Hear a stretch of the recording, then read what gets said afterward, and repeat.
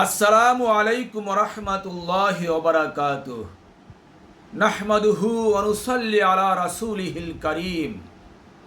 প্রিয় মুসলিম ভাই এবং বোনেরা, এবছর 1447 হিজরির পবিত্র জিলহজ মাসের চাঁদ গত 17 মে রবিবার সৌদি আরবের আকাশে দেখা গিয়েছে। আলহামদুলিল্লাহ, এ বিষয়ে আমরা সবই অবগত আছি। ইসলামের বিধান মোতাবেক, কোরআন এবং হাদিসের বিধান অনুযায়ী যেই তারিখে পবিত্র জিলহজ মাসের চাঁদ দেখা যায়, ওই তারিখ থেকে হিসেব শুরু করে 9 জিলহজ পবিত্র মক্কা মুআজ্জমায় আরাফাতের ময়দানে পবিত্র হজ অনুষ্ঠিত হয়ে থাকে, পবিত্র হজ উদযাপিত হয়ে থাকে। আর সে বিধান অনুযায়ী হজের পরের দিনেই, অর্থাৎ 9 জিলহজের পরের দিনেই 10ই জিলহজ পবিত্র ঈদুল আজহা, পবিত্র ঈদুল আজহার নামাজ অনুষ্ঠিত হয়ে থাকে, পবিত্র ঈদুল আজহা উদযাপিত হয়ে থাকে। এটাই হচ্ছে ইসলামের বিধান, আল্লাহ এবং আল্লাহর রাসূলের বিধান।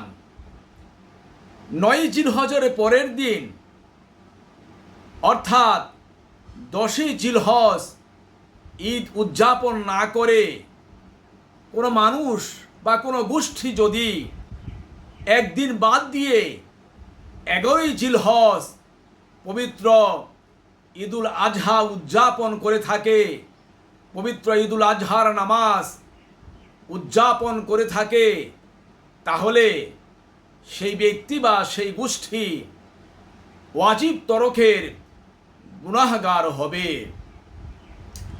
আমরা হানাফি মাযহাবের লোক, আমাদের বিধান হচ্ছে হানাফি মাযহাব অনুযায়ী ঈদুল আজহার নামাজ আমাদের জন্য ওয়াজিব, অপরিহার্য।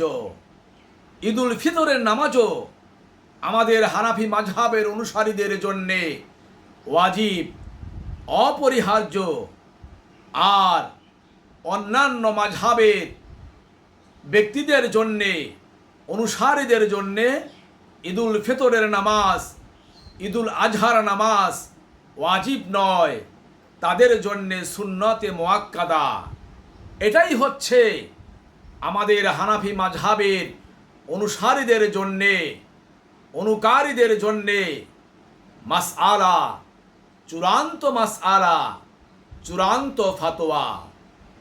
কিন্তু এই নিয়ম লঙ্ঘন করে, এই বিধান লঙ্ঘন করে কোনো ব্যক্তি, কোনো গোষ্ঠী যদি বিভ্রান্তি ছড়ায়, মন গড়া বিদাতি মতবাদ ছড়ায়, মন গড়া নিয়ম চালু করে হজের পরের দিন 10ই জিলহজ ঈদুল আজহা উদযাপন না করে 11ই জিলহজ একদিন গ্যাপ দিয়ে, একদিন বাদ দিয়ে 11ই জিলহজ ঈদুল আজহা উদযাপন করে থাকে, ঈদুল আজহার নামাজ একদিন পরে আদায় করে থাকে, পড়ে থাকে, তাহলে এটা বিদাত হবে। নতুন মন মস্তিষ্ক প্রসূত বিধান চালু করা হয়, চালু করা হবে। আর এজন্যে ইচ্ছাকৃতভাবে এ নিয়ম চালু করলে, ইচ্ছাকৃতভাবে 10ই জিলহজ ঈদের নামাজ না পড়লে সে ওয়াজিব তরকের জন্যে শক্ত গুনাহগার হবে। মহান আল্লাহ পাক আমাদের এই ওয়াজিব তরকের গুনাহ থেকে নাজাত দান করুন, পরিত্রাণ দিন, নিষ্কৃতি দিন। আল্লাহর রাসূল সাল্লাল্লাহু আলাইহি ওয়াসাল্লাম, সমস্ত সাহাবায়ে কেরাম, তাবেঈগণ, তাবেঈগণ সব সময় সেই ইসলামের শুরু থেকে, আবহমান কাল থেকে হজের পরের দিনেই, অর্থাৎ 9 জিলহজের পরের দিনেই 10ই জিলহজ ঈদুল আজহার নামাজ পড়েছেন, ঈদুল আজহা উদযাপন করেছেন, একদিন বাদ দিয়ে 11ই জিলহজ কখনোই তারা ঈদুল আজহা অনুষ্ঠিত করেনি, ঈদুল আজহার নামাজ 11ই জিলহজ পড়েনি, ঈদুল আজহা 11ই জিলহজ উদযাপিত করেনি। সুতরাং আল্লাহর রাসূলের, সাহাবায়ে কেরামদের,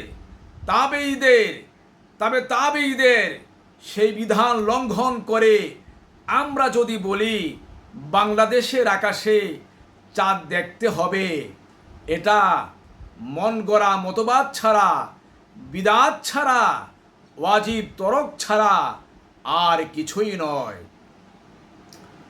তাই আসুন প্রিয় মুসলিম ভাই এবং বোনেরা, আমরা 9 জিলহজ হজের দিন অর্থাৎ 26 মে মঙ্গলবার দিন, হজের পরের দিন 10ই জিলহজ, এবছর আমরা অবশ্যই যেন 10ই জিলহজ 27শে মে বুধবার দিন পবিত্র ঈদুল আজহা উদযাপন করি, পবিত্র ঈদুল আজহার নামাজ অবশ্যই পড়ি।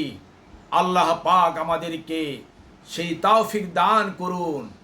সারা বাংলাদেশেই এবছর এবং পিছনে প্রতি বছর 9 জিলহজের পরে 10ই জিলহজ পবিত্র ঈদুল আজহার নামাজ হয়ে থাকে। এবছরও সারা বাংলাদেশে 10ই জিলহজ অর্থাৎ 27শে মে বুধবার দিন ঈদুল আজহার নামাজ উদযাপন হয়ে থাকবে, উদযাপিত হবে। সারা বাংলাদেশের সাথে চিরাচরিত নিয়ম অনুযায়ী সে আবহমান কাল থেকে মহান সুরেশ্বর দরবার শরীফে 10ই জিলহজ ঈদের নামাজ, ঈদুল আজহার নামাজ উদযাপিত হয়ে থাকে। এবছরও 10ই জিলহজ অর্থাৎ 27শে মে বুধবার দিন সকালবেলা মহান সুরেশ্বর দরবার শরীফে পবিত্র ঈদুল আজহার নামাজ আদায় হবে, পবিত্র ঈদুল আজহা অনুষ্ঠিত হবে। সে সাথে নীতিরা পুরাতন জামে মসজিদে এবছরও 27শে মে বুধবার দিন সকালবেলা পবিত্র ঈদুল আজহার নামাজ অনুষ্ঠিত হবে, পবিত্র ঈদুল আজহার নামাজ আদায় হবে, ঈদুল আজহা অনুষ্ঠিত হবে।